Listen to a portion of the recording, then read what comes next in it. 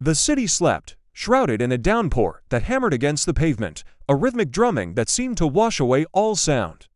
But some sounds you can't wash away. A single gunshot ripped through the night, a sharp, ugly tear in the fabric of the city's slumber. In the heart of that chaos stood Alex Cross, a man who had once worn the uniform of a soldier, now standing alone in a rain-slicked alley. The world had shrunk to this one moment, this one horrifying tableau. Beside him, his partner lay still, the life stolen from him by that single, echoing shot. The cold metal of Alex's pistol felt like an extension of his own bones as he clenched his fist, a white-hot rage building inside him, a fire against the cold rain.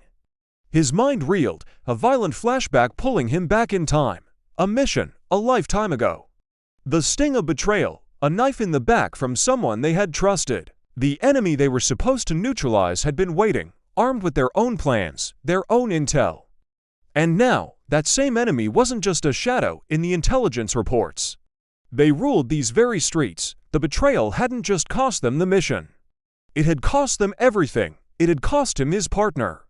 The memory faded, leaving only the grim reality of the present. With hands that were surprisingly steady, a calm forged in countless battles, Alex reloaded his weapon.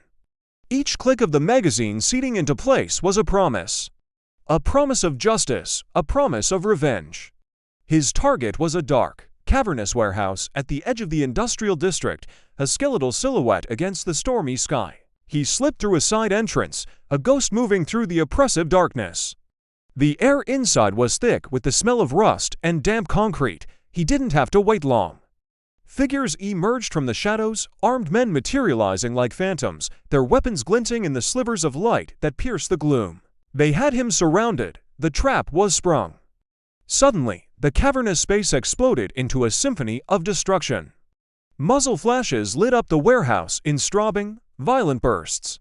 Bullets tore through the air, chewing up metal crates and splintering wooden pallets. Alex didn't hesitate. He was no longer just a man. He was a force of nature, a whirlwind of calculated motion. He dove behind a stack of barrels, the concrete where he'd just been standing erupting into a cloud of dust. He rolled, came up on one knee, and fired. His shots were precise, economical. Each pull of the trigger had a purpose. An enemy crumpled to the ground. He rolled again, using the chaos as his cover. Another 2 shots, another to targets down. They were numerous, but they were sloppy, fueled by overconfidence.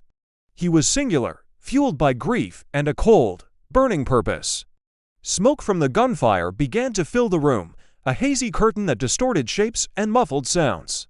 It was in this fog of war that a new figure appeared. He was larger than the others, moving with an unnerving confidence, as if the bullets flying around him were nothing more than bothersome insects. It was Victor, the architect of Alex's pain, the ghost from his past now made flesh. A cruel smile played on Victor's lips as he saw Alex. "You should have stayed dead." Victor's voice cut through the noise, a low, gravelly taunt. He raised his own weapon, a heavy-caliber beast that looked more like a cannon than a handgun. For Alex, those words were like gasoline on a fire. The time for tactics and cover was over. With a guttural roar, he charged forward, breaking through the smoky haze directly toward his nemesis. The firefight that erupted between them was a brutal, intimate dance of death. They were close, so close they could see the fire in each other's eyes. Bullets whizzed past, inches from their faces. A searing pain shot through Alex's shoulder as one of Victor's rounds found its mark. He grunted, stumbling, but not falling. He kept fighting, kept firing, ignoring the blood that was now soaking his jacket. His mind was a razor-sharp point of focus. End this. End him. He squeezed the trigger, and the pistol answered with a deafening click. Empty. Across from him, Victor's cruel smile widened into a triumphant grin. He raised his own weapon for the final, killing shot. He pulled the trigger. Another click. Empty. In that split second of shared disbelief, of mutual, deadly failure, Alex acted on pure instinct. He'd counted his shots, but he'd also counted Victor's. He dropped the empty magazine, slammed a fresh one home, and fired. Just one shot. It was all he needed. The bullet struck true. Victor's look of triumph vanished, replaced by a stunned, vacant expression.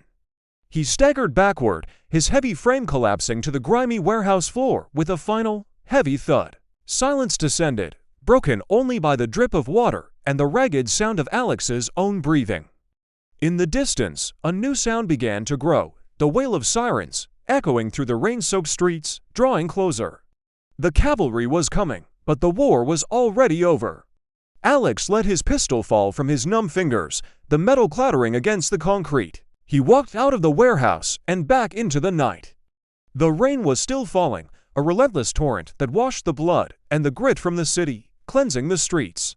As he walked, the first faint light of dawn began to break over the horizon, painting the dark clouds in shades of gray and purple.